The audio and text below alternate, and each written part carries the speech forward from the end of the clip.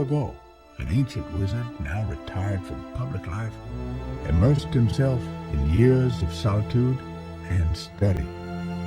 During that long retreat, incredible contraptions, powerful potions, and rare magical objects were born, the fruit of an unparalleled mind. Many of these creations helped forge new generations of wizards, better prepared and more powerful in the face of the world's adversities. Among his most famous works were the legendary magic pens.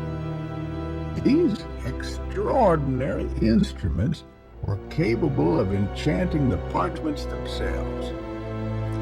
Through ancient formulas, the pen transferred magic directly onto the paper, making it ready to be summoned in an instant when needed. These pens have survived to this day, and each one possesses unique abilities and characteristics. Some have an innate affinity for creating powerful love potions, while others have a great affinity for fire. Today, every magic academy worthy of the name studies, forges, and regularly uses all sorts of magic pens.